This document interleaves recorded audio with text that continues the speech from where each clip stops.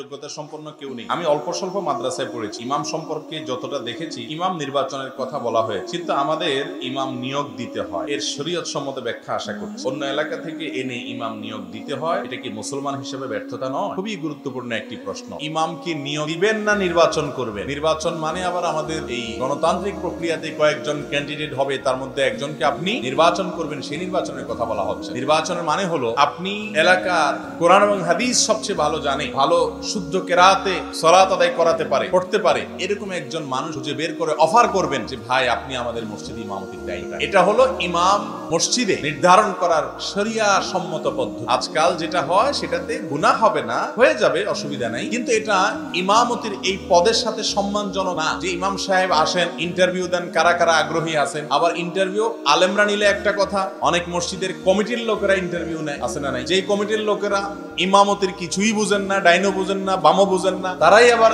আলেমদের ইন্টারভিউ নেয়, আছে না নাই? আবার এই ইন্টারভিউর পরে যখন নিয়োগ হয়, এরপরে আবার ইমাম সাহেবকে গোলামের মতো ডাইনে আর বামে শুধু ঘুরাইতে থাকে আর উঠবস করাইতে থাকে, আছে না নাই? আল্লাহু আকবার। আমি বলি, ইমাম হিসাবে যখন কাউকে ঠিক করে ফেলবেন, নির্ধারণ করে ফেলবেন, এটা হলো আমাদের মহামান্য প্রেসিডেন্টকে নির্ধারণ করার মতো। প্রেসিডেন্টকে নির্ধারণ করার পর তাকে বরখাস্ত করতে হলে সংসদে তার বিরুদ্ধে কি করতে হয়? অনাস্থা প্রকাশ করতে হয়। চাইলেন হুটহাট করে তাকে সরাতে পারেন, আর তাকে সবাই সম্মান করতে হয়। এটা সাংবিধানিক ভাবে তার প্রাপ্য, এই পদের প্রাপ্য। ইমামকে যখন নির্ধারণ করে ফেলেছেন, তখন তিনি আপনার সম্মানের নির্ধারণ করার আগ পর্যন্ত ঠিক আছে, আপনারা কাকে নিবেন না নিবেন সেটা দেখার সুযোগ আছে, কিন্তু ঠিক করে ফেলেছেন, এরপরে শরীয়ত গ্রাহ্য ওজর ছাড়া, ম্যাক্সিমাম মুসল্লিরা তাকে চায় না নানা কারণে, সেটা ছাড়া আপনি তাকে বাদ দেওয়ার সুযোগ নাই, এবং তাকে ছোট করার কোন নিয়োগ দিচ্ছেন। আপনি নিয়োগ দেওয়ার পর থেকে নিয়ে তিনি যা বলবেন সেটা আপনি মানতে বাধ্য। এখন তিনি প্রেসিডেন্টের মতো, তিনি আপনার মানুষ। কথা কি বুঝাতে পারছি ভাই?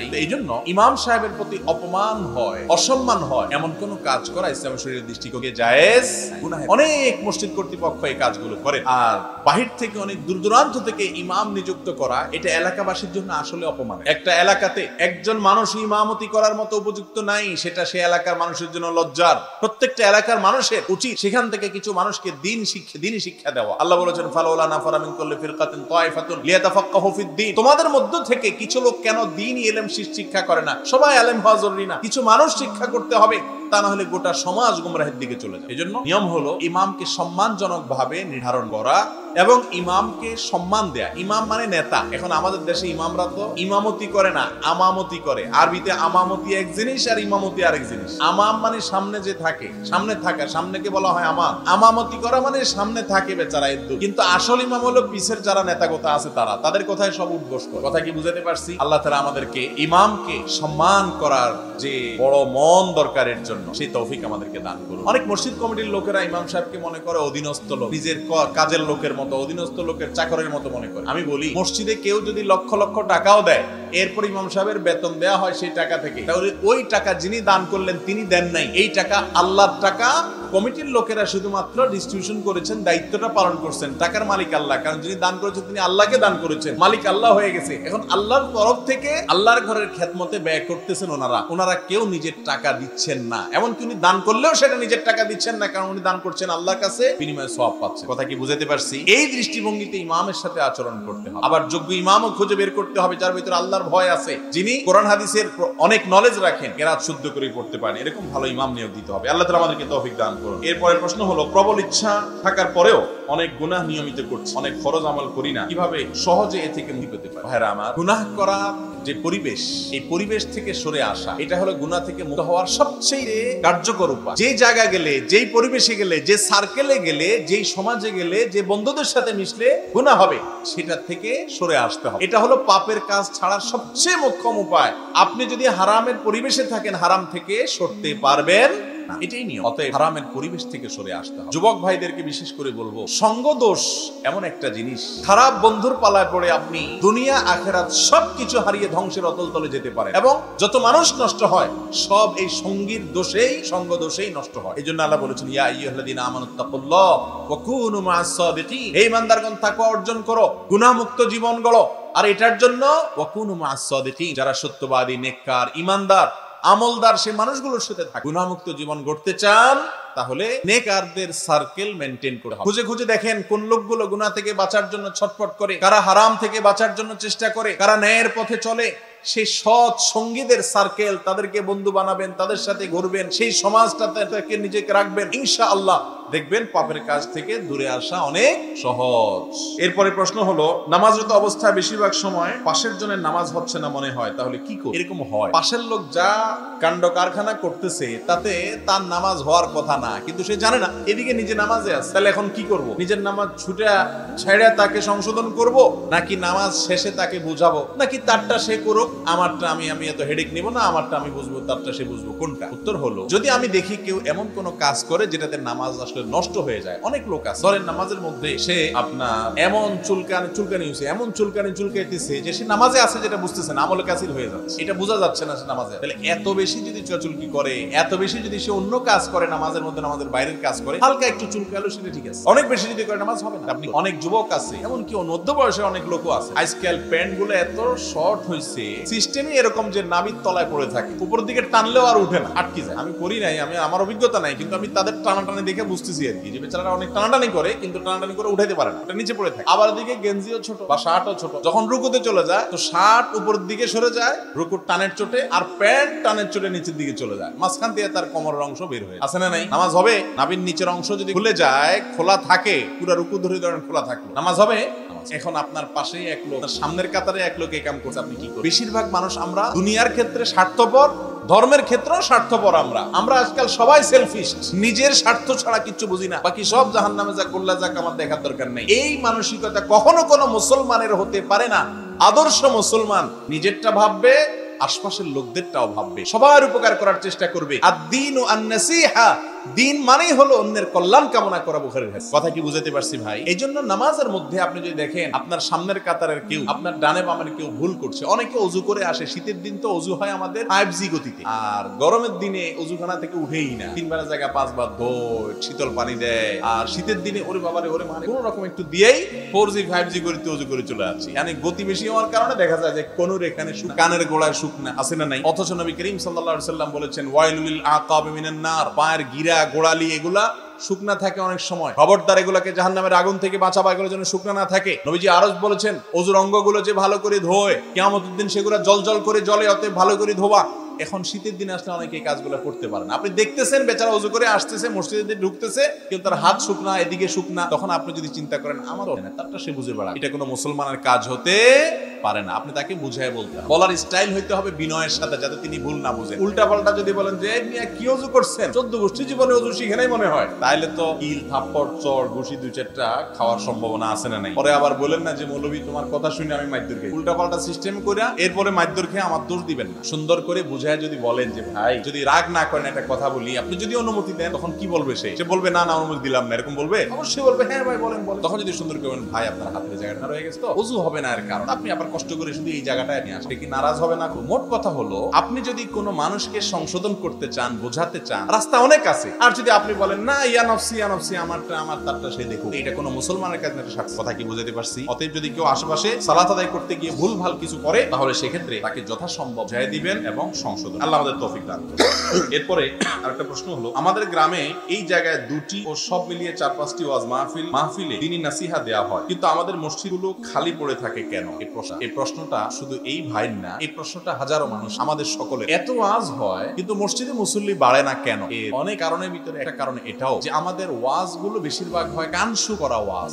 আমরা ওয়াজ শুনি মজা পাওয়ার জন্য, ওয়াজ করে মজা পাওয়ার জন্য জমা। আল্লাহ মাফ করুক, ওয়াজ নসিহত শোনার পর আমি কি পেলাম, বাসা যাওয়ার সময় আমি আজকে কি শিখলাম, নতুন কি জানলাম, কাল থেকে আমার কাজের ভিতরে কি পরিবর্তন হবে, এটা যদি আপনি ঠিক করতে না পারেন, কাল থেকে যদি আপনার নতুন কোনো কর্মসূচি আপনার জীবনে যুক্ত না হয়, নতুন করে আপনি যদি কোনো কিছুকে ভিন্নভাবে ভাবতে না শিখেন, তাহলে এই ওয়াজ শোনার কোনো মানে হতে পারে। এই জন্য কানসুক করা ওয়াজ শোনা যাবে না। শুনতে হবে কোরআন এবং হাদিসের আলোকে, যেগুলো দ্বারা আমাদের কোরআন হাদিসের ইলম অর্জন হয়, জ্ঞান অর্জন হয়। আল্লাহ আমাদেরকে তৌফিক দান করুন। সেরকম মাহফিল না হলে ভাই, এসব মাহফিল হাজারো হবে কিন্তু সমাজের মানুষের পরিবর্তন।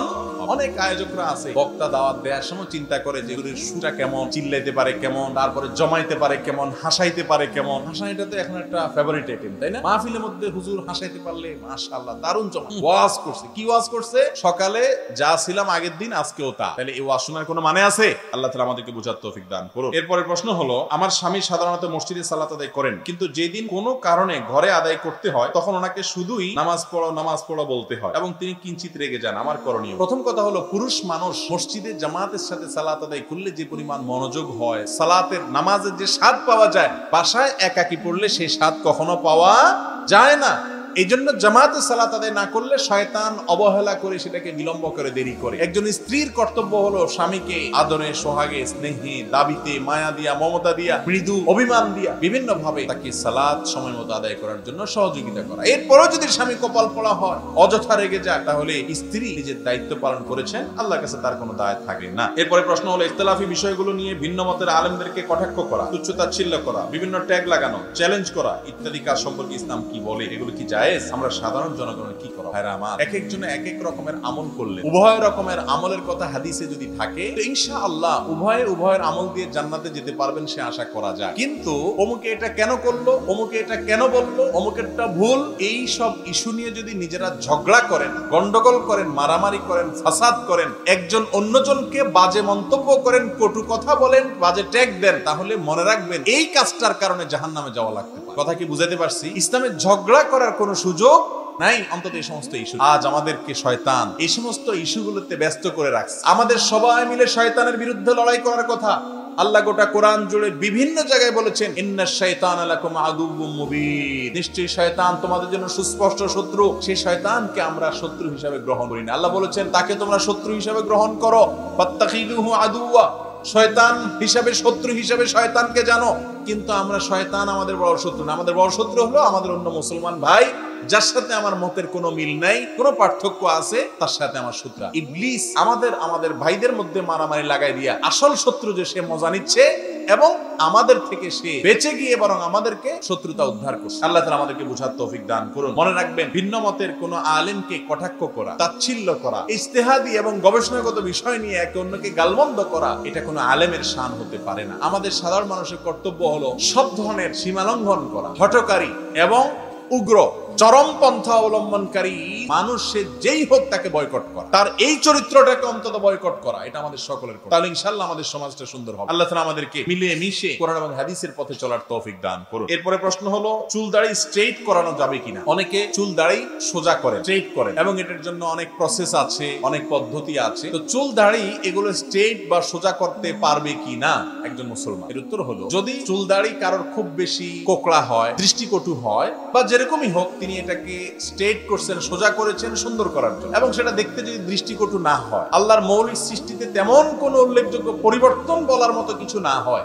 যেটা নরমাল স্টেটে আমরা দেখি, সেটাতে কোনো অসুবিধা নাই, এটা করা যাবে। তবে বিভিন্ন জাতীয় দৈনিকে আমি দেখেছি যে এটা স্বাস্থ্যের জন্য নাকি নানা দিক থেকে ক্ষতিকর। যদি সত্যি এটা স্বাস্থ্যের জন্য ক্ষতিকর হয়, তাহলে সেটা আমাদের জন্য করা উচিত হবে না ওই দৃষ্টিভঙ্গি থেকে। কিন্তু ইসলামের দৃষ্টিকোণ থেকে স্বাস্থ্যের জন্য ক্ষতিকর না হলে সাধারণ বিধান হলো চুল স্ট্রেট করাতে কোনো অসুবিধা নাই। অনেক মা বোনরা এটা করেন, সিল্কি করেন, স্ট্রেট করেন। সিল্কি বা স্ট্রেট করাতে কোনো অসুবিধা নাই, অনেক পুরুষও করে কোনো। কিন্তু মহিলারা এটা করে যদি পরপুরুষের দৃষ্টি আকৃষ্ট করার ইচ্ছা পোষণ করেন বা সে নিয়তে করেন, তাহলে সেটা কোনো কারণে গুনাহ। কিন্তু বা দাড়ি এটা স্ট্রেট করার পরে শরীরে নিষেধাজ্ঞা নাই, সেরকম কাজ করতে কোনো অসুবিধা নাই, এ জাতীয় বিষয়। এরপরে প্রশ্ন হলো, ইয়া সালামু বলে কোনো দোয়া আছে কিনা? অনেকে বলে ইয়া সালামু 700 বার খতম করলে রোগ মুক্তি মিলে। কথাটির সত্যতা কতটুকু জানতে চাই। ইয়া সালামু এরকম কোন দোয়া কোরআন হাদিসে শেখানো আছে? উত্তর হলো, সালাম এটা আল্লাহ তাআলার গুণবাচক নামের একটা। আসসালাম এটা আল্লাহ তাআলার গুণবাচক নামের একটা। এখন এই নাম এটা যদি দেখে আল্লাহ এটা দিয়ে যদি আল্লাহকে ডাকে, ইয়া সালাম, তো কোনো অসুবিধা নাই। আল্লাহকে ডাকলো হে শান্তিদাতা, এ অর্থ দাঁড়াবে। আল্লাহকে অর্থে ডাকলো কেউ, কোনো অসুবিধা। ইয়া সালাম এটা 700 বার পড়তে হবে, এরকম কথা কোরআন হাদিসে কোথাও বলা হয়। যদি দুনিয়াবি কোনো উদ্দেশ্যে, যে এটা বললে এই রোগ থেকে মুক্তি হবে, সুস্থ হবে, এটা দুনিয়াবি বিষয়, এটা করলে অমুক কাজটা হবে, দুনিয়াবি কোনো কাজ, তাহলে সেজন্য রুকিয়া হিসেবে এটা পড়াতে কোনো অসুবিধা নেই। কোরআন হাদিসের কোনো দোয়া, আল্লাহর কোনো নাম, এগুলা উল্লেখ করলে, ডাকলে, বললে, পড়লে দুনিয়াবি কোনো উদ্দেশ্য হাসিল হলে এটাকে ঝাড়ফুঁক বলে। এই ঝাড়ফুঁক জায়েজ আছে, দুনিয়াবি বিষয়। কিন্তু যদি কেউ বলে এটা এতবার পড়লে এই সওয়াব হবে, ওইটা অতবার পড়লে ওই সওয়াব হবে, তাহলে সেটা কিন্তু জায়েজ নাই। কারণ সওয়াবের বিষয়টা কোরআন হাদিসে আসতে হবে।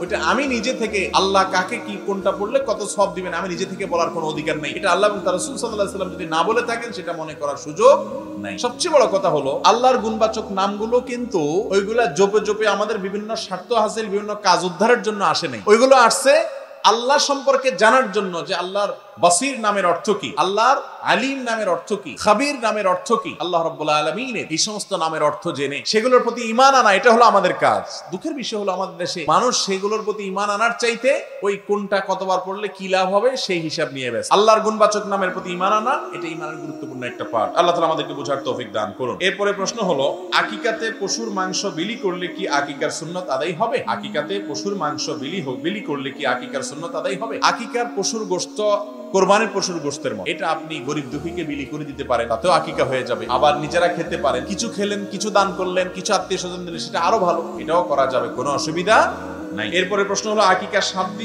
দিনের দিন করতে না পারলে কি 14 বা 21তম দিনে করতে হবে, নাকি 14 বা 21তম দিনের মধ্যে করলে হবে? কোনটা সুন্নাত? সুন্নাত হলো আকিকা 7ম দিনে করা, 7 দিন পরে না। 7ম দিন কিভাবে ঠিক করবেন? খুব সহজ হিসাব, যেই বারে শিশু জন্ম হবে পরবর্তী সপ্তাহের আগের বারটা, ধরেন শুক্রবারে সন্তান জন্ম হয়েছে, তাহলে পরবর্তী সপ্তাহে শুক্রবারের আগের বারটা কি? বৃহস্পতিবারে করবেন আকিকা। আর যদি রাত্রে জন্মগ্রহণ করে তাহলে রাত আগে আসে, আজকে রাত্রে জন্মগ্রহণ করলে আগামীকাল বুধবার, অতএব এটা বুধবার ধরবেন রাত্রেরটা, তাহলে আগামী মঙ্গলবারে আপনি আকিকা করবেন। এই 7ম দিনে আকিকা করা সুন্নাত। যদি কোনো কারণে 7 নম্বর দিনে করতে না পারেন তাহলে 14 নম্বর দিনেও করা যাবে, 21তম দিনেও করা যাবে। এই দুইটাও বিভিন্ন হাদিস দ্বারা প্রমাণিত হয়। যদি 7, 14, 21 এই তিনটা ডেটের কোনোটা মেনটেন করতে না পারেন তাহলে পরে করলেও আকিকা আদায় হবে। অনেকে আকিকার জন্য বলে বা বিদেশ থেকে আসুক, অমুক আসুক, তমুক আসুক, এগুলো আমাদের ভুল ধারণা। আকিকা সময় মতো করা উচিত, এটাতে বাচ্চাকে বিভিন্ন বিপদ আপদ থেকে রক্ষার জন্য সহায়ক হয় আমলটা, এবং এটা গুরুত্বপূর্ণ একটা আমল। বিধায় নির্দিষ্ট দিনে করব আমরা, অন্য সময়ের জন্য অপেক্ষা করব না। তবে অন্য সময় করলে হয়ে যাবে, সুন্নাতের খেলাফ হবে। অনেক হাদিসে এসেছে রাসূল সাল্লাল্লাহু আলাইহি ওয়াসাল্লাম দেখেছেন যে মৃত্যুর পর সাহাবীরা জান্নাতে চলে গেছে। আবার শুনলাম বিচার কার্য পরে জান্নাত জাহান্নাম নির্ধারণ হবে। কথাগুলোর মধ্যে তো একটু বৈপরীত্য দেখা যায়, তাই এটা সঠিক ধারণা জানতে চাই। গুরুত্বপূর্ণ প্রশ্ন ভাই। রাসূল করিম সাল্লাল্লাহু আলাইহি ওয়াসাল্লাম মেরাজে গিয়ে দেখেছেন কোন সাহাবীর জুতার আওয়াজ জান্নাতে শোনা যাচ্ছে, তিনি আগে জান্নাতে চলে গেছেন। অমুক সাহাবী জান্নাতে চলে গেছেন, অমুককে জাহান্নামে শাস্তি দেওয়া হচ্ছে, নবী সাল্লাল্লাহু আলাইহি ওয়াসাল্লাম দেখেছেন। অথচ আমরা জানি জান্নাত জাহান্নামের ফয়সালা হবে বিচারের মাঠে, বিচারের পরে, তাই না? তাহলে নবী সাল্লাল্লাহু আলাইহি ওয়াসাল্লাম কিভাবে দেখলেন? গুরুত্বপূর্ণ প্রশ্ন। এটার উত্তর হলো আলামুল গায়ব বা অদৃশ্যের জগৎ, যেটা আমাদের এই দৃশ্যমান জগতের বাইরে, জান্নাত জাহান্নাম আখিরাত, এগুলো সব অদৃশ্যের জগৎ, যেগুলো আমরা চোখে দেখি না। সেই জগৎগুলো দুনিয়ার জগতের মতো না। জান্নাত জাহান্নাম ইতিমধ্যে সৃষ্টি করা হয়ে গেছে, এটা আহলে সুন্নাত জামাতের আকীদা, এটা কোরআন আয়াত দ্বারা প্রমাণিত। আগে থেকে জান্নাত জাহান্নাম তৈরি আছে, কিন্তু সেখানে কোনো মানুষ প্রবেশ করেছে কিনা? উত্তর হলো কিয়ামতের দিন বিচারের পরে সবাই প্রবেশ করবে। তাহলে নবী সাল্লাল্লাহু আলাইহি ওয়াসাল্লাম কিভাবে দেখলেন? এর উত্তর হলো এই দেখাটা প্রতীকী অর্থে দেখা হতে পারে, যে এই রকম দৃশ্য হবে, আল্লাহ তাআলা সেটা নবী সাল্লাল্লাহু আলাইহি ওয়াসাল্লামকে হয়তো দেখাইছে। কথা কি বুঝাতে পারছি? স্বপ্নের মধ্যে যেরকম আমরা দেখি না, যদিও নবী সাল্লাল্লাহু আলাইহি ওয়াসাল্লামের মেরাজটা স্বপ্নে হয় নাই, সরাসরি হয়েছে, তো আল্লাহ তাআলা তাকে দেখিয়েছেন অদৃশ্যের জগতে। সেটার ধরন কেমন ছিল, সেটার প্রকৃতি কেমন ছিল, সিস্টেমটা কেমন ছিল, এটা একমাত্র আল্লাহ তাআলা ভালো জানেন। আজকাল মেটাভার্স বের হয়েছে, যেখানে আপনার ভার্চুয়ালি একজন আরেকজনের ফ্রেন্ড হলে তার সাথে তার নাকি সাক্ষাৎ করতে পারবে। নানান আপনার বিষয় এমন সহজ হবে যে সরাসরি যেরকম হয় অনলাইনে নাকি সেরকম হবে অনেক। তো মেটাভার্সের পরে আরো কত কোন ভার্স বাইর হয় আল্লাহ জানে। তাহলে অদৃশ্যের জগতে এই সব যারা আবিষ্কার করছে, তাদের মাথাগুলোর যিনি সৃষ্টিকর্তা, তিনি আখিরাতে আরো কত কিছু রেখেছেন। জান্নাতে তিনি সাহাবীদেরকে কিভাবে দেখেছেন, এখনো তারা প্রবেশ করেন নাই। এই মেটাভার্স বা এই জাতীয় আরো অনেক কিছু দেখলে বোঝা যায় সেটা আল্লাহর দ্বারা অসম্ভব কোনো কিছু না, একেবারে ইজি। কথা কি বুঝতে পারছেন? তার ধরন কেমন হবে একমাত্র আল্লাহ ভালো জানেন। তবে হাদিস দ্বারা প্রমাণিত হয়েছে, আমরা বিশ্বাস করি যে তিনি দেখেছেন। সেই দেখাটা আপনার কিভাবে হয়েছে, এটা কি প্রতীকী ভাবে হয়েছে না কাল্পনিক ভাবে হয়েছে, নাকি নবী করিম সাল্লাল্লাহু আলাইহি ওয়াসাল্লামকে ওই মুহূর্তের জন্য আল্লাহ তাআলা তাদের হাজির করে দেখিয়েছেন, আল্লাহ ভালো। এরপরের প্রশ্ন, ওযুর পরে কালিমায়ে শাহাদাত পাঠের সময় আঙ্গুল দ্বারা পশ্চিম দিকে ইশারা করতে হবে কিনা, সঠিক নিয়মটা জানতে চাই। ওযুর পরে কালিমায়ে শাহাদাত পাঠ করার ব্যাপারে হাদিসে নির্দেশনা আছে। আশহাদু আল্লা ইলাহা ইল্লাল্লাহ, আশহাদু আন্না মুহাম্মাদান আবদুহু ওয়া রাসূলুহু, আশহাদু আন্না মুহাম্মাদার রাসূলুল্লাহ, আপনি কালিমায়ে শাহাদাত পড়বেন, কিন্তু আঙ্গুল উঠাবেন কিনা পশ্চিম দিকে, তো এই বিষয়ে কোরআন এবং হাদিসে কোনো বর্ণনা আমার জানা মতে নাই। বিশুদ্ধ বা সাব্যস্ত হয়েছে কোন হাদিস দ্বারা এরকম কিছু আমি পাই নাই। বরং ইসলাম ওয়েব, মার্কাজুল ফতোয়া সব বিভিন্ন বিশ্ববিখ্যাত ফতোয়ার ওয়েবসাইটে ঘাটাঘাটি করে এর আগে আমি বিভিন্ন সময় বিভিন্ন জায়গায় দেখেছি, যে সম্পর্কে ওলামায়ে কেরাম মুফতিগণ অনেকেই মন্তব্য করেছেন যে এই বিষয়ে নবী করিম সাল্লাল্লাহু আলাইহি ওয়াসাল্লাম থেকে কোনো কিছু সাবিত হয় না, সালাফ থেকেও সাবিত হয় না যে ওযুর পরে কিবলার দিকে আঙ্গুল আশহাদু আল্লা ইলাহা ইল্লাল্লাহ পাঠ করতে হবে, এটা ভিন্ন কথা। কি বুঝাতে পারছি? এরপরের প্রশ্ন হলো, ডক্টর আব্দুল্লাহ জাহাঙ্গীর রাহিমাহুল্লাহ স্যারের সাথে আপনার কিভাবে পরিচয়? পরিচয় হয় জানার খুব ইচ্ছা, যদি বলতে। ডক্টর আব্দুল্লাহ জাহাঙ্গীর রাহিমাহুল্লাহ স্যারের সাথে আমার প্রথম সাক্ষাৎ হয় তার অফিসে, জিনাইদে আসুন্নাহ ট্রাস্টের অফিস। আমি সৌদি আরবে তখন ছিলাম, ইসলামিক সেন্টারে দাওয়াতের কাজ করতাম। দেশে আসার পর আমার একজন শ্রদ্ধাভাজন উস্তাদ যশোর জামিয়া ইসলামিয়ার মুফতি মুজিবুর রহমান সাহেব হাফিজাহুল্লাহ হুজুরের কাছ থেকে প্রথম বলি যে স্যারের আলোচনা শুনি, আমার কাছে খুব ভালো লাগে। মনে হয় এই উম্মতের মধ্যে যেন ঐক্য সৃষ্টি হয়, তিনি চেষ্টা করেন। উম্মতের মধ্যে যেন বিভেদ না হয়, সে চেষ্টাটা তিনি করেন। মানুষের মধ্যে যেন আন্তরিকতা হয়, সে চেষ্টাটা তিনি করেন। কোরআন এবং হাদিসের যেসব বিষয়গুলো ফোকাস করা হয় না, সেগুলোতে তিনি ফোকাস করার চেষ্টা করেন। সমাজের মানুষকে খাঁটি মুসলমান বানানোর চেষ্টা করেন। লোকটার সার্বিক বিষয়গুলো আমার খুব ভালো লাগে। তো ওনার নাম্বার আপনার কাছে আছে কিনা? উনি বললেন আছে, আমি দেখা করতে চাই। তখন উনি আমাকে নাম্বার দিলেন, দিলে আমি ফোন দিয়ে ওনার থেকে টাইম নিয়ে দেখা করি। প্রথম সাক্ষাৎ 2000 বোধ হয় 11, 12, 13 এরকম হবে, 11 বা 12 হবে। এরপরে পিস টিভি যখন এখান থেকে যখন ডাক আসলো, তিনি আমাকে ফোন দিয়ে বললেন যে আপনি এখানে যাবেন, আমি আপনার নাম্বার দিয়েছি তাদের। এভাবে আস্তে আস্তে সখ্যতা হয়। দুবাইতে 1 মাস এই টেলিভিশনের প্রোগ্রামে আমরা ছিলাম। এরপরে দেশে আসলে আমি যাইতাম, উনি আমার ডাকে বিভিন্ন জায়গায়, বিভিন্ন প্রোগ্রামে, ঢাকায়, যশোরে বিভিন্ন জায়গায় প্রোগ্রাম করেছেন। এভাবে একটা আন্তরিকতা তৈরি হয়। কিন্তু আলহামদুলিল্লাহ অল্প সময়ের সান্নিধ্যে স্যার রাহিমাহুল্লাহ থেকে যা কিছু শেখার সুযোগ হয়েছে, শুধু আমি না, অনেক মানুষ শিখছে। এই জন্য আল্লাহ তাআলা তাকে উত্তম বিনিময় দান করুন। তার যে উত্তম আখলাক, তার যে সুন্দর গুণাবলী, এগুলো আল্লাহ তাআলা আমাকে, আপনাকে, আমাদের সবাইকে দান করুন। আমি আল্লাহর কাছে সময় এই দোয়াটা করি, আল্লাহ ওনার উত্তম আখলাক, উত্তম আচরণটা, ওনার সুন্দর গুণাবলীগুলো আমাকে দান করুন, এবং সেগুলো দিয়ে আমরা যেন সবাই আলোকিত হতে পারি। আল্লাহ তাআলা সবাইকে তৌফিক দান করুন। এরপরের প্রশ্ন হলো, যদি রুকুতে যাওয়ার সময় মনে হয় সূরা ফাতিহার পর অন্য সূরা পড়া হয়নি, তৎক্ষণাৎ করণীয় কি?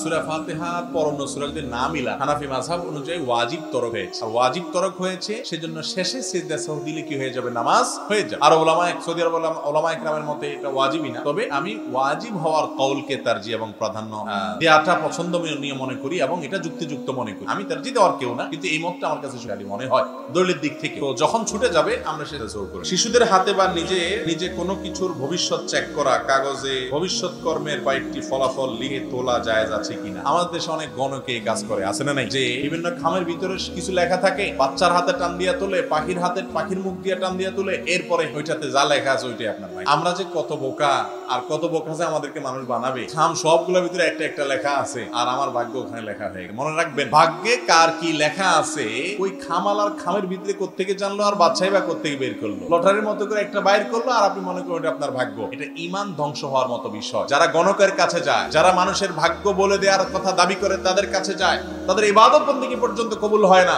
তারা যা বলে সেটা যদি বিশ্বাস করে, তাহলে সেটা ঈমান বিধ্বংসী বিষয়, জঘন্য বিষয়, অপরাধের বিষয়। মনে রাখবেন, এসব গণকের কাছে যাবেন না। অনেকে আছে বিদেশে যাওয়ার চেষ্টা করে, হয় না, বিয়ে করার চেষ্টা করে, হয় না, এবার গণকের কাছে যায়, ভাই কি হয়েছে দেখুন তো, ভাগ্যটার কোথাও পেস্টাস লেগে গেল। যেই বেটা সবার ভাগ্য নিয়ে ব্যবসা করতেছে, সে নিজে কিন্তু ওইখানে বসছে তার ভাগ্য ঠিক করার জন্য, একটু পয়সার জন্য। ঠিক না? ঠিক। এগুলাতে যদি ভাগ্য ঠিকঠাক হয়ে যেত, তাহলে সবার আগে তো এর ভাগ্য ঠিকঠাক হয়ে যেত। এই রাস্তার পাশে ভিখারির মতো বসছে, প্রমাণ করতেছে যে তার নিজেরই কপাল পড়ছে, সে নিজেরই ভাগ্য ঠিক করার খোঁজ খবর রাখেন। আপনারটা করতে গেলে অনেক আংটি পাওয়া যায় আমাদের দেশে, বিভিন্ন টিভিতে অ্যাডভার্টাইজ দেয়, অমুক আংটি, এটা বিশেষ ক্ষমতা আছে, এটা পড়লে আপনার এটা হয়ে যাবে, ওইটা লাভ হবে, ওইটা অর্জন হবে, অষ্টধাতুর আংটু, নরম ধাতুর আংটু, আমি বলি আংটি পড়লে যদি বড়লোক হয়ে যায় আর সব সমস্যা দূর হয়ে যায়, এই বেটা এত আংটি বেঁচে বেড়াচ্ছে তো একটু পেটটা চালানোর জন্য। এ সারা হাতে পায়ে আংটি পরে বসে থাকলেই তো হয়ে যায়। বোঝা গেল এই আংটির কোনো ক্ষমতা, এগুলো বিশ্বাস করলে ঈমান নষ্ট হতে পারে। আল্লাহ তাআলা আমাদেরকে বুঝার তৌফিক দান করুন। এরপরে প্রশ্ন হলো,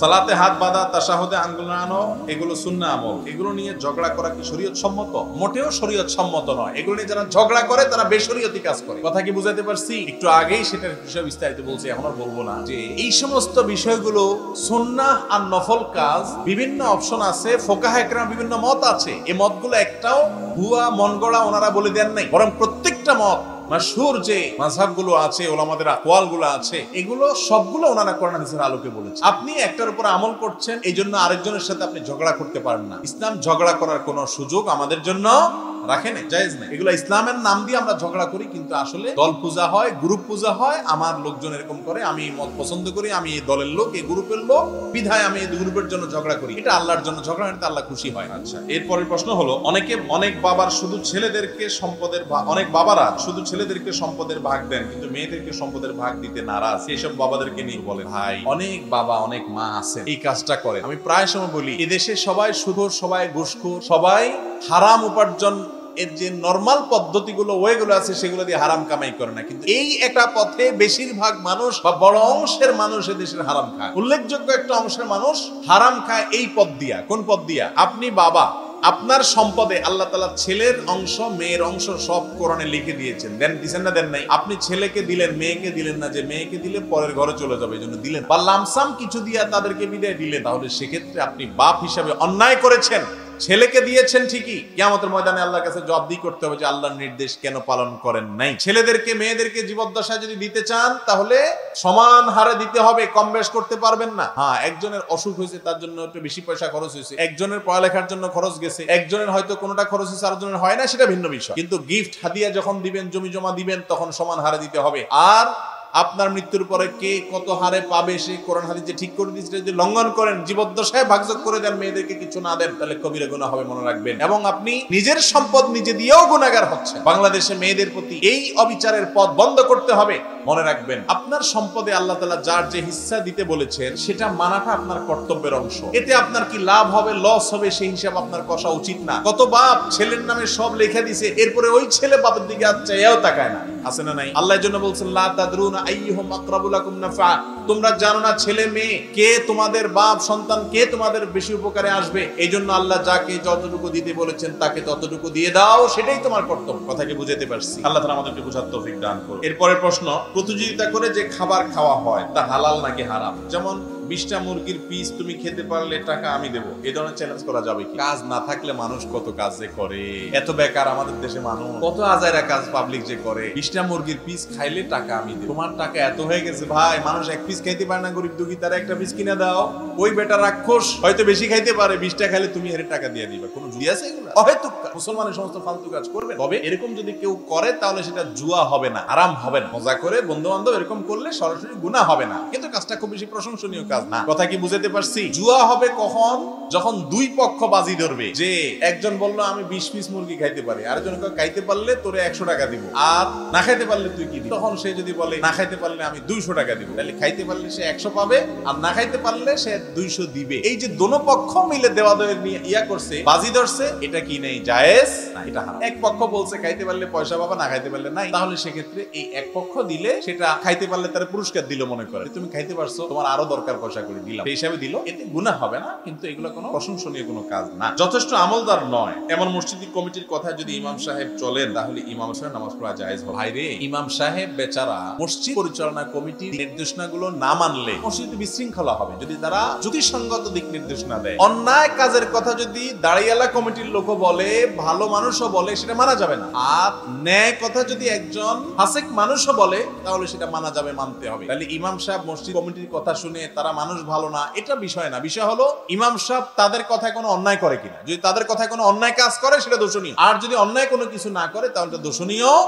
আমাদের মুশকিল হলো আজকাল যে কোনো জায়গায় দেখা গেল মসজিদ কমিটির সাথে আপনার রেশারেশি আছে, একটা প্রশ্ন মৌলবীর হাতে উঠে, মৌলবী দিল গোষ্ঠী উদ্ধার করে, আপনি এবার বললেন দেখছো কমিটি করে ফেলছে হুজুরে। এগুলা হলো জেদ মিটানো, খায়েশ মিটানো। ভাই, খায়েশ মিটানোর নাম ইসলাম না। কথা কি বুঝাতে পারছি? শৃঙ্খলা মেনে চলতে হয়। কমিটির লোকেরা দায়িত্বে আছে, তারা যদি ইমাম সাহেবকে অন্যায় কোনো কথা না বলে, বেয়াদবি না করে, মসজিদের কল্যাণে কোনো যুক্তিসঙ্গত ভালো নির্দেশনা দেয়, তাহলে সেটা তামিল করাতে কোনো অসুবিধা নাই। কিন্তু এটা ঠিক যে আল্লাহর ঘরের ইমাম সাহেবকে নির্দেশনা যে লোকগুলো দিবে তাদের মধ্যেও ইমাম সাহেবের সিটা ফোটা ইসলামের আলামত থাকা উচিত। একেবারে সাফান সাফা, পুরা ডাইরেক্ট, একেবারে আপনার কিচ্ছু নাই ইসলাম, আর আমল আখলাক নাই, নামাজও ঠিক মতো পড়ে না, অথচ কমিটির দায়িত্ব নিয়ে বসে আছে। এটা অন্যায়। আল্লাহ কোরআনে বলেছেন, মসজিদের যারা দায়িত্ব নিবেন, আল্লাহর ঘরের যারা খেদমত করবেন, সেবা করবেন, কমিটিতে যারা থাকবেন, পরিচালনা যারা করবেন, তাদের গুণ বৈশিষ্ট্য কি থাকবে? আল্লাহ বলেছেন, ইন্নামা ইয়ামুরু মাসাজিদাল্লাহি মান আমানা বিল্লাহি ওয়াল ইয়াউমিল আখির। আল্লাহর ঘরকে আবাদ করবে, দেখাশোনা করবে তারা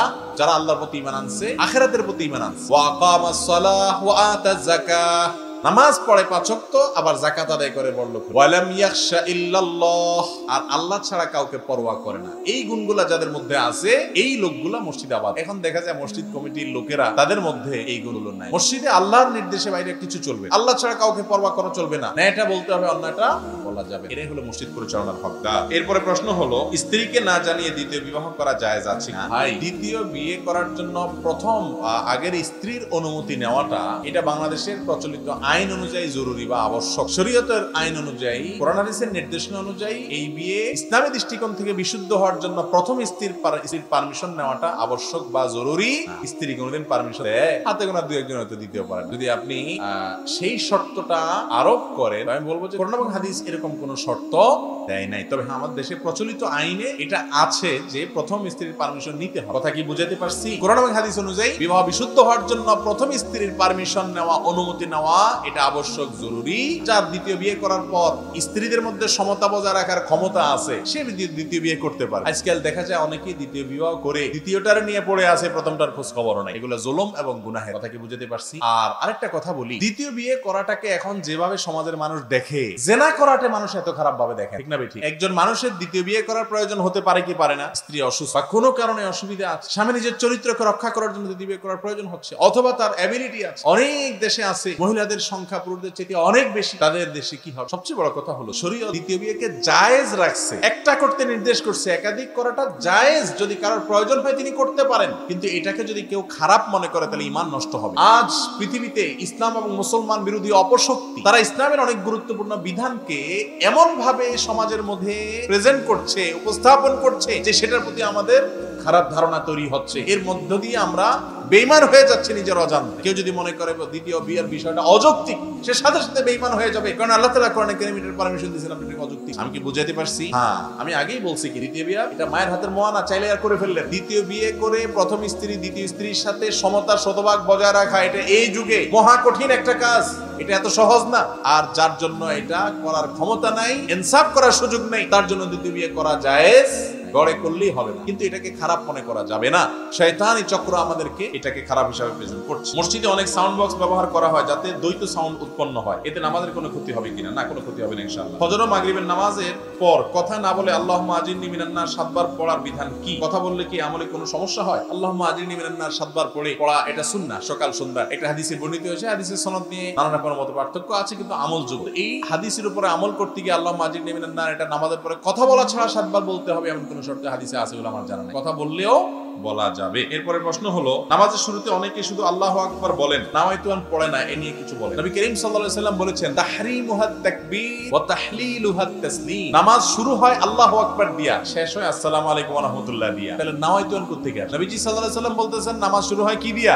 আল্লাহু আকবার দিয়া। তাহলে বোঝা গেল আল্লাহু আকবার দিয়ে তাকবীর নামাজ শুরু করতে হবে। নাওয়াইতু আন বগদাদি কায়দায় পড়ছি আমরা ছোটবেলায়, আপনারা পড়ছেন, আমরাও পড়ছি, কিন্তু এটার অস্তিত্ব কোরআন হাদিসে পরে দেখলাম খুঁজা কোথাও নাই, পরগাছা। আচ্ছা, নিয়ত ছাড়া তো কোনো আমল আল্লাহর কাছে গ্রহণযোগ্য হবে না। ইন্নামাল আমালু বিন্নিয়াত, নিশ্চয়ই সমস্ত কাজ নিয়তের উপর নির্ভর করে। নিয়ত না থাকলে নামাজও হবে না। কিন্তু নিয়ত মানে এই না যে মুখে নাওয়াইতু আন পড়বেন। নিয়ত মানে হলো আপনার অন্তরে কি থাকবে, কি করতেছেন সেই ইচ্ছাটা থাকবে। কথা কি বুঝাতে পারছি ভাই? এখন আসেন, আপনি বলতেছেন আমি নাওয়াইতু আন পড়ি, মানে আরবিতে বলতেছি আল্লাহ আমি নিয়ত করতেছি আমি নামাজ পড়ব। আচ্ছা, আপনি যখন কাউকে 10 টাকা দান করেন তখন কি আপনি বলেন নাওয়াইতু আন 10 টাকা দান করলাম, এরকম করে নিয়ত করেন আপনারা? তাহলে সেই ইবাদত আল্লাহর কাছে আপনি কবুল হয়? আরে ভাই, আপনি দিচ্ছেন, আপনার মনে মনে ইচ্ছা আছে আল্লাহকে খুশি করার জন্য দিচ্ছেন, বাস নিয়ত হয়ে গেছে। নিয়ত মানে মনের ইচ্ছা। নিয়ত মানে কি? একজন বলে যে ভাই আগামী বছর হজে যাওয়ার নিয়ত করছে। এই যে কেমনে সে নিয়ত করলো? সে তো নাওয়াইতু আন পড়ে নাই, সে তো বলে নাই নাওয়াইতু আগামী বছর হজে যাব, সে তো এরকম বলে নাই। তারপরও বলতেছে নিয়ত করছে, নিয়ত হয়ে গেছে। মানে কি? মনে ইচ্ছা করছি আমি, মনে ইচ্ছা করছেন, সেটাই কি হয়ে গেছে? নিয়ত হয়ে গেছে। আপনি নামাজে দাঁড়াইছেন, কোন নামাজে দাঁড়াচ্ছেন আপনার মনে মনে ইচ্ছা আছে, আপনার মাথায় আছে, বাস নিয়ত হয়ে গেছে। মুখে উচ্চারণ করার নির্দেশ কোরআন হাদিসে আসে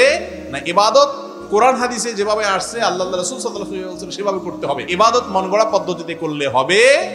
এরপরে প্রশ্ন হলো, আকিকার গোশত কি মা বাবা খেতে পারবে? মা বাবা একটু বাড়ায় খাবে। কথা বুঝাতে পারছি? আশ্চর্য কথা, ছেলে হইছে বেচারার, কষ্ট করে ছেলে জন্ম দিছে, বাপে মায়ে গর্ভধারণ করছে, খুশির ছোটে আকিকার গোশত খাবে, সপ্তম দিনে সবাই মিলে তারা না খায় থাকবে, কোনো কথা হলো? অনেকে এই প্রশ্ন করে। আমি বলি ভাই, বাপ মা একটু বাড়ায় খাবে। অন্যরা 2 টুকরা খেলে তারা 3 টুকরা খাবে, কারণ বাপ মা ওই বাচ্চার খুশিতে তারা বেশি আনন্দিত, আরো বেশি খাবে। খোলাসা কথা হলো, আকিকার গোশত বাপ মা খেতে পারবে, কোনো অসুবিধা। আমাদের দেশে কিছু মাসালা বাইর হয়ে আমার সন্দেহ হয়, আল্লাহ মাফ করুক, এই মাসালাগুলো কোনো উদ্দেশ্যমূলক ভাবে কেউ সমাজে চালু করছে কিনা। ধরেন হয়তো বাপ মা গোশত না খাইলে কারোর ভাগে বেশি পড়বে, সেই জন্য মাসালা বানাইছে কিনা যে আকিকার গোশত বাপ মা খাইতে পারে না, আল্লাহ জানে, কিন্তু এটা ভুল মাসালা। বাপ মা খাইতে কোনো অসুবিধা এরপর আরেকটা প্রশ্ন করছেন, আকিকার গোশত বন্টন করা উত্তম নাকি সিন্নি করা উত্তম? আকিকার গোশত খাওয়া উত্তম, খাবেন, দান করবেন, আত্মীয় স্বজনকে দিন। কিন্তু আপনি সব গরিব দুঃখীকে দিলেও আকিকা হয়ে যাবে, সুন্নাহ এটা না। সুন্নাহ হলো এটা নিজেরা খাওয়া, আত্মীয় স্বজন, গরিব দুঃখী, আশপাশ পাড়াপতি সবার একটু একটু করে দাও। কিন্তু আকিকার অনুষ্ঠান করবেন না, খবরদার। আকিকার অনুষ্ঠান হয় না আমাদের দেশে চাঁদাবাজির অনুষ্ঠান। কিসের অনুষ্ঠান ভাই? চাঁদাবাজির অনুষ্ঠান। আমি সব সময় ভাই রে, ডাকাতি করার সময় একটা ছুরি হাতে রাখে অথবা একটা পিস্তল হাতে রাখে। আর আকিকার অনুষ্ঠান, বিয়ের অনুষ্ঠানে চেয়ার টেবিল নিয়ে ডাকাতরা বসে, যেই ডাকাত লুকায় নেয়, তাই না? আর প্রকাশ্যে দে ভাই দে দিয়ে যা, এটা হলো ডাকাতি, তাই না? তো রাস্তার ডাকাতে অস্ত্র দিয়ে নেয় আর আপনি চেয়ার টেবিল দিয়ে নিচ্ছেন, খাতা কলম নিয়ে বসছে। পার্থক্য এটাও ডাকাতি একরকম। কেন ডাকাতি বলছি? কারণ এটা একটা সিস্টেম করছে, নোংরা একটা সিস্টেম। বিশেষ করে বিয়ের অনুষ্ঠান বা এই জাতীয় অনুষ্ঠানগুলো দেখা যায় ঢুকার সময় চেয়ার টেবিল নিয়ে বসে থাকে। ভাই ঢুকতেছেন আগে পয়সা দিয়ে, তারপর ভিতরে রান্না কি হয়েছে না হয়েছে, স্বাদ হয়েছে না হয়েছে, কয় আইটেম আছে না আছে, এসব পরে আপনি আগে দিয়ে তারপরে যান। আরে বাবা, হোটেল আলাদা চাইতে তো খারাপ। হোটেল আলাদা তো আগে খাওয়ায় খাইছেন, দিলটা জুড়াইছে, এরপরে বিল দেন, তাই না? আরে বেটা, এমন ছেঁচড়া এমন ছোট লোক যে খাওয়ার তো পরের কথা, ঢুকার সময় আগে টাকা দিয়ে যান। তারপর যুবকরা প্রতিজ্ঞা করেন আপনাদের বিয়েতে এই সমস্ত ভিক্ষাবৃত্তি হবে না ইনশাআল্লাহ। নিয়ত করতে পারবেন তো ইনশাআল্লাহ? আমাদের বিয়েতে এই সমস্ত ভিক্ষাবৃত্তি আমরা করতে দিব না। যুবকরা প্রস্তুত আছেন তো ইনশাআল্লাহ? বিয়ের দাওয়াত নামে লিখে দিবেন যে বিবাহ একটি ধর্মীয় এবং সামাজিক অনুষ্ঠান। অলিমা এটা একটা সুন্নাত অনুষ্ঠান, একটা ইবাদতের কাজ। আপনি এসে অলিমা গ্রহণ করে হে আমাদের জন্য দোয়া করে গেলেই চলবে। অনুগ্রহ করে কোনো পুরস্কার আনবেন, কোনো হাদিয়া আনবেন। এটা লেখার মতো কলিজা আছে যুবকের। হাদিয়া দিলে আগে পরে বিভিন্ন সময় দেওয়া যায়, কিন্তু ওই মজলিসে চেয়ার টেবিল নিলে বাধ্য হয়ে হাদিয়া দেয়। আমি তো জানি মধ্যবিত্তের অনেক মানুষ আছে যারা বিয়ের কার্ড, আকিকার কার্ড, দাওয়াত কার্ড পাইলে মনটা খারাপ হয়। কারণ পরিবারের 3 জন 4 জন মিলে না 500 করে 2000 টাকা খাবে, দিতে হবে। ঠিক এই অত্যাচার করা জায়েজ আছে? আল্লাহ তাআলা আমাদেরকে বুঝার তৌফিক দান করুন। এগুলো করবেন না। অতএব আকিকার অনুষ্ঠানের নাম দিয়ে অনেক সময় আজকাল যোগ বিয়োগ কষে। আমি দেখছি অনেক জায়গায় যোগ বিয়োগ কষে যে আমাদের 100 মানুষে অ্যারেঞ্জ করলে মোট কত খরচ হবে, গড়ে একজনের 2000 করে দিলে কত আসবে, তাতে আমাদের লাভ হয়। এটা একটা ব্যবসা ভাই। এসব ধান্দা না করে হোটেল খুলে এই সামাজিক অনাচারগুলোর বিরুদ্ধে আমাদেরকে কথা বলতে হবে। বিয়ে উপলক্ষে মেয়ের বাপের গলা এভাবে ছুরি দিয়ে খাওয়া, নাম বরযাত্রী, আমি বলি বদযাত্রী। একদিন ঢাকার হাতির ঝিলে যাচ্ছিলাম, তো 2 মেয়ে আমার সামনে দিয়ে যাচ্ছে, একজন আরেকজনকে বলতেছে, খুব রসায়া মজা করে বলতেছে। আমি পিছন দিয়ে হাঁটে যাচ্ছি, কানে বলছে যে দূরে কইছে একেবারে বদযাত্রী স্যার, এই সব খাওয়ান্না গোষ্ঠীর মেয়ে জন্ম দিয়া বাপে মনে হয় দোষ করে ফেলছে। 200-300 খাদক একসাথে খাইতে আসলে একবার দিছে গোষ্ঠীর দিয়ে করে বদযাত্রী। আমি চার কদম কিছু, আমি কি আল্লাহ রে মুখটা ঘুরাইলি তো আমার দেখে ফেলে, এরা দেখে না, সামনে দিয়ে চলে গেছে। তো যাই হোক, এই সমস্ত অনাচার এগুলোর কারণে অনেক মানুষ কষ্টে আছে, অনেক মানুষের প্রতি অবিচার হয়। যুবক, এই অবিচারগুলো করবেন না ইনশাআল্লাহ, ঠিক আছে না? আমাদের মসজিদের ছোট ছোট ছেলেদেরকে নামাজের সময় দেখলে অনেক মুরব্বীদের জ্বালা বেড়ে যায়। আসলে কি তাই? আল্লাহ, এটার বিরুদ্ধে এই ব্যাপারে অনেক জায়গায় আমি বলছি, কিন্তু আপনাদের এখানে সমস্যা আছে ভাই। ভালো করে শুনেন, ছোট ছোট বাচ্চারা মসজিদে আসবে, বিশেষ করে যারা নামাজ বুঝে। একেবারে পিচ্চি বাচ্চা এসে পেশাব করে দিবে, অন্যদের ডিস্টার্ব করবে, এরকম বাচ্চা মসজিদে আনবেন না। কিন্তু ধরেন 6-7 বছর বয়স হয়ে গেছে, তখন থেকে বাচ্চাকে মসজিদে আনবেন। একটু যদি দুষ্টামি করে, চাচারা মুরব্বীরা ভালো করে শুনে রাখেন, সেই দুষ্টামি হজম করতে হবে। জিদ দেখাইলে গুনাহ হবে। আজকের বাচ্চা আগামী দিনের মুসল্লি, আজকের বাচ্চা আগামী দিনের মুসল্লি। এই ছেলেকে মসজিদে আসছে দেখে আপনি চকলেট দিবেন, বাহবা দিবেন, মাশাআল্লাহ নামাজ পড়তে হবে। আপনি যদি তারে ধমক দেন, সে মনে করবে বাবারে খেলনার জন্য যাই, স্কুলে যাই, বাজারে যাই, দোকানে যাই, সব দোকানে গেলে দোকানদার কত সুন্দর পাম্পট্টি দিয়ে ধরে, বাবা এটা নিবা, এটা নাও, ঠিক না? ঠিক। তারপরে যাইয়া স্যাররা কত আদর করে আজকাল পড়ায়, মাধ্যমিকের দিন আছে, মসজিদে আসলে দেখি শুধু গেউ গেউ করে। তাহলে মসজিদের প্রতি এই বাচ্চাটা বীতশ্রদ্ধা ভাব হয়ে যাবে না? এটা জায়েজ নাই। মুরব্বীরা ভালো করে শুনে রাখেন, খুব কান কড়া করে শুনে রাখেন। রাসূল করিম সাল্লাল্লাহু আলাইহি সাল্লামের হাড়ে কাঁধে উনি সিজদায় গেছেন, আর ওনার নাতি উঠে বসছে, ঘোড়ার উপরে বসছে। নবী করিম সাল্লাল্লাহু আলাইহি সাল্লাম সিজদা থেকে একটুও নড়াচড়া করে বা জোর করে তাদেরকে নামান নাই। যতক্ষণ তার বসতে মনে চাইছে ঘোড়ার উপরে, সে বসছে, তার খায়েশ মিটাইছে, এরপরে সে নামছে। তারপর নবী করিম সাল্লাল্লাহু আলাইহি সাল্লাম মাথা উঠে ধৈর্য ধারণ করছে। কোন হাদিসে পাওয়া যায় না যে নামাজের পর নবী করিম সাল্লাল্লাহু আলাইহি সাল্লাম ফাতেমা রাদিয়াল্লাহু তাআলাকে ডেকে বলছেন, হ্যাঁ তুমি এই আমার নাতিকে সামলাও না কেন, আমার নামাজের মধ্যে কাঁধে উঠছে, ধরে রাখো না কেন? এই কথা যদি বলেন নাই, বোঝা গেছে বাচ্চারা নামাজের মধ্যে একটু আদ্র ডিস্টার্ব করলে এটা হজম করার মতো কলিজা থাকা লাগবে। অনেক চাচারা আছে, আপনারা এটা খেয়াল করেন, এই যা সব থেকে আসছে, অনেকে আছে যে বাচ্চারে যে লোকে আনছে, ওই বাচ্চার বাপেরে এমন দমকায় বাচ্চার সামনে, বাচ্চা চিন্তা করে হায় রে আমার বাপে মনে হয় আমার এনে চুরিদারি মতো অপরাধ করেছে। এগুলো খুব গর্হিত কাজ। হ্যাঁ, অনেক বেশি ছোট বাচ্চা এনে যারা ডিস্টার্ব করে, তাদেরকে ডাইকা আলাদা, বাপেরে ডাইকা বাচ্চার সামনে না, আলাদা করে বুঝাই দিবেন, ভাই ছোট বাচ্চা আনবেন না, এতে মসজিদে অন্যদের নামাজের ডিস্টার্ব হয়, সেও তো নামাজের কিছু বোঝে না, আরেকটু পরে আনেন, আর আনলেও কাছে রাখেন, একটু নিয়ন্ত্রণ করেন, বাপকে আলাদা নসিহত করেন, ঠিক আছে, কিন্তু উল্টা পাল্টা করবে, একটু দৌড়াদৌড়ি করবে, আপনার হাঁটাহাঁটি করবে, এই এইটুক হজম করতে হবে, এটাই শরীয়তের নির্দেশ, এটা আপনার জন্য পরীক্ষা। সব জায়গায় কেউ করলে হবে না। মুরব্বীরা অনেকে আছেন, আল্লাহ মাফ করুক, মুরব্বীরা না মধ্য বয়সের অনেকে আছে যে বাসায় আসলে কোথাও কোনো মাতবরি সর্দারি চলে না। বেশি কথা বললে বুড়ি কয় চুপ, আমার এত কিসের কথা। ছেলেকে আব্বা আপনার বয়স হয়েছে, আপনি কথা বেশি বলেন। মেয়ে বলে আব্বা আপনি এত কথা বলেন, আয়েশা মাতবরিটা মসজিদে খায়। এটা করা এগুলো গুনাহের কথা। বাবারা বয়স হয়ে গেছে, হাদিসের নির্দেশ শুনবেন, বাচ্চাদেরকে মসজিদে আসতে দিতে হবে। আরে বাচ্চারা মসজিদে আসলে আরো পুরস্কার দিবেন, বেশি উৎসাহ দিবেন। একটু আধটু ডিস্টার্ব করবে, সবর করবেন, আর বেশি ডিস্টার্ব করবে বাবারা ডাইকা বুঝাবেন যে বাচ্চারা আশেপাশে রাখো। এরপরে প্রশ্ন হলো, আমি একটা মেয়ের সাথে প্রেমের সম্পর্কে আছি বিয়ের উদ্দেশ্যে, আমি প্রায় সময় নামাজের মধ্যে তার জন্য দোয়া করি, আমার দোয়া আল্লাহ তাআলা কবুল করবে। ভাই, বিবাহ বহির্ভূত সম্পর্ক হারাম। হারাম কাজের জন্য দোয়া করলে দোয়া কবুল হওয়া না হওয়ার প্রশ্ন তো পরের কথা, সাথে সাথে একটা গুনাহ লেখা হবে আমল। হ্যাঁ, আপনি যদি বিয়ের জন্য দোয়া করেন আল্লাহ তার সাথে যেন আমার বিয়ে হয়ে যায়, তাহলে সেক্ষেত্রে এই দোয়া হারাম দোয়া না। কিন্তু রিলেশন রেখে, হারাম সম্পর্ক রেখে দোয়া করতে পারেন না। যুবক ভাইরা, আপনাদের চরিত্রকে ধ্বংস করার জন্য, এই শব্দগুলোকে ইজি করার জন্য অনেক নতুন নতুন শব্দ আমদানি করা হয়েছে। Relation, crush. আমি ক্রাশ না, ওটা বাঁশ।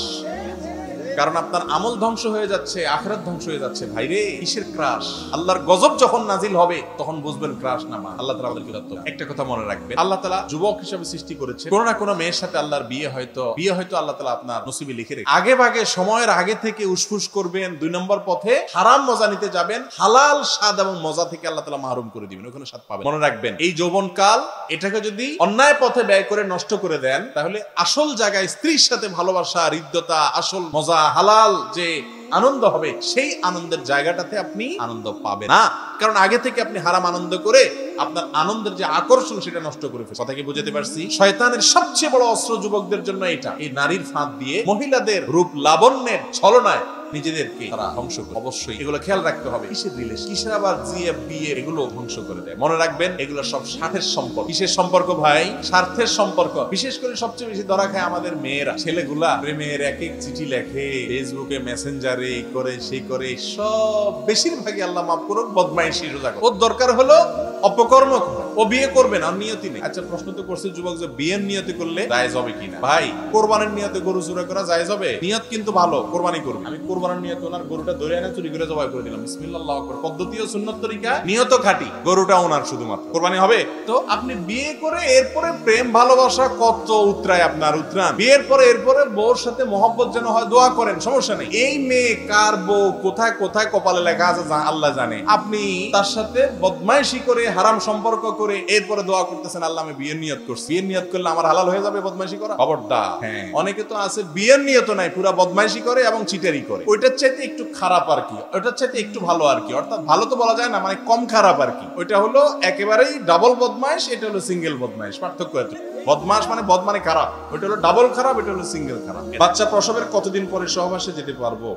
বাচ্চা প্রসবের পরে ব্লিডিং যতদিন দেখা যাবে ততদিন পর্যন্ত এটাকে নেফাস বলা হয়। এই দিনে নামাজ পড়া জায়েজ নাই, স্বামী স্ত্রী সহবাস করা জায়েজ নাই, তবে সর্বোচ্চ 40 দিন। 40 দিনের পরে যদি দেখা যায় তাহলে নামাজও পড়তে হবে, স্বামী স্ত্রী সহবাসও করতে পারে। আর সর্বনিম্ন কোনো ঠিক ঠিকানা নাই, 10 দিন 5 দিনও হতে পারে। যখনই ব্লিডিং বন্ধ হয়ে যাবে তখন থেকে অন্য সবকিছু সাধারণ সময়ের মতো জায়েজ হবে। অসুস্থতার কারণে গত কয়েক বছরের রোজা রয়ে গিয়েছে, এখন আমি কিভাবে এই রোজা রাখবো এবং আল্লাহর কাছে ক্ষমা চাওয়ার উত্তম উপায় কি? অনেক বছরের রোজা যদি থেকে যায় তাহলে এখন সেগুলো রেখে ফেলবেন। 2টা 4টা 6টা করে করে ভেঙে ভেঙে হলেও কি করতে হবে? রেখে ফেলতে হবে।